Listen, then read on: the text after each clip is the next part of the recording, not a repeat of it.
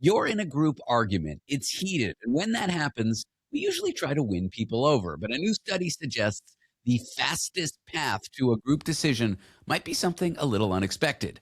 Getting a few people to go full Switzerland and stay neutral in the argument. Let's break this all down with Professor of Mathematical Biology and Public Engagement at the University of Bath, Kit Yates. Kit, welcome to the show. Thanks for having me on. When I first saw your academic title, Professor of Mathematical Biology and Public Engagement, what does that mean? What does a professor of mathematical biology and public engagement do on the day-to-day? So yeah, in mathematical biology, we're taking real biological systems that people are interested in, from the swarming of locusts to the development of embryos to the way that cats get their pigmentation patterns. I work on all three of those areas, and we try to build a mathematical model. So that might be some computer code or an equation that we write down, and we try to predict what's going to happen in those systems so that we can understand them better and do sort of in silico, what we call in silico experiments, so experiments in the computer or mathematical experiments where our collaborators who work with the real system actually just can't do that experiment because it's unfeasible or it's too big or it's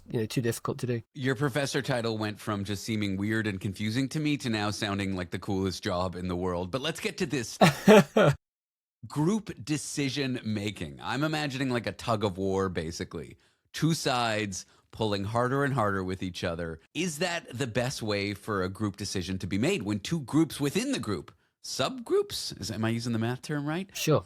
Subsets, when they can't get along? Like, is that the best way to go forward? So I think what we've discovered in this new study is that actually allowing people to be neutral, so in the case of like a vote, allowing people to abstain from the vote actually can help a group to form a consensus decision more quickly. And we've tried this out in a couple of different systems. So one of them is in a locust experiment where we see locusts marching around in a ring-shaped arena, and they go round and round together in one direction, and then they sort of suddenly spontaneously switch. And for years people thought, well, it was just left move or clockwise moving locusts butting heads with anti-clockwise moving locusts and just convincing them to come the other way with them. But actually what we saw when we looked at the locusts more carefully was that some of these locusts just stop. They butt into someone and then they stop. They don't immediately turn and they become effectively neutral. And so you go through this, when you're switching from one direction to the other, you go through this high neutrality event where you have lots of locusts who are just stopped, waiting for the others to sort of battle it out with each other and make up their mind. And that allows them to form consensus more quickly when consensus is the important thing. So it works on a locust level. Does it work on a group of people level? Does it work on a country level? Like if there's a war and then there's a country that's neutral, like... Do you see this pattern popping up everywhere? Well, we never got quite as far as the country level, but we did do some human-based experiments. So we recruited people to play a game, if you like. It was a voting game. They had two possibilities of either voting for option A or option B. I vote A. Yeah, well, you're good. You're good then. You're fine. Well, you might lose out there, right? So there's a reward system. There's a reward system going on.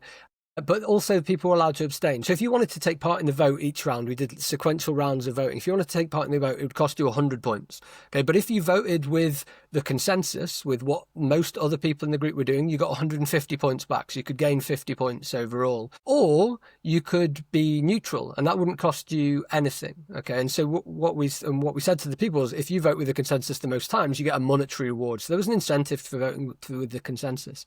And after each round, we would show people a sample of the votes of people in the previous round. So they knew sort of what was going on, what might, that would inform them being able to vote with the consensus. And what we found was that if we allowed them to abstain, then they would switch consensus more quickly. They would find a consensus, a decision more quickly. But if we didn't allow them to abstain, we removed that option, then it took them much longer to form consensus and to change consensus. And is this what's happening with the locusts? A bunch of them, when the swarm, there's some indecision about direction, they just stop and wait and observe and then vote, and then they change direction? Like, is that how it all works? Yeah, with the locusts, it is like that. Yeah, they're stopping and then they're allowing the decision to be made by a smaller group, and then they're sort of following what happens. I think typically you can think of two different decision routes. One is like this familiar route where you try and persuade maybe like floating voters, people who are undecided. You try to get them to join your side. But actually the mechanism that we found more effective for switching consensus in this mathematical model we built was that actually you try and go to someone who has the opposite opinion to you, but instead of trying to convince them to come whole hog onto your side, you try and say to them, be a bit more open. Why don't you take a neutral stance about this? And that allows you to switch consensus more quickly. And I think this has ramifications when we're thinking about things like anti-vaxxers, right? There's this temptation to just be like, just take a vaccine because they work. The science says so. But actually, what's better is to say, actually, step back from the extreme decision. And I'll step back from my position as well. And then we're open, and let's then evaluate the evidence from there. Let's be neutral, and then let's go from there and be open to these new ideas. Did you just use math to solve the kind of crisis that's going on with two polarized political sides in the world not getting along and not seeing eye to eye? Is that what just happened? Yeah, but I'm not saying that we've solved these problems, right? But there's definitely something in it where we, instead of just butting heads and like fighting with each other and saying, you've got to see it my way, you've got to see it my way, instead, if we encourage each other to have a more open mind and to forget our sort of previous biases so much and to come at things more openly with this, and that's what neutrality means in this context, then I think there's the potential that we might find a more harmonious solution. It might not come down on one side or the other that you prefer, but it maybe allows us to make a consensus decision more quickly. Now, in modern life, I think a lot of people complain about those who don't make a decision. You know, people who sit on the fence. There's stereotypes around it. There's language. You might yell at a friend, pick a lane, phrasing like that. But I guess your work suggests that people who do sit on the fence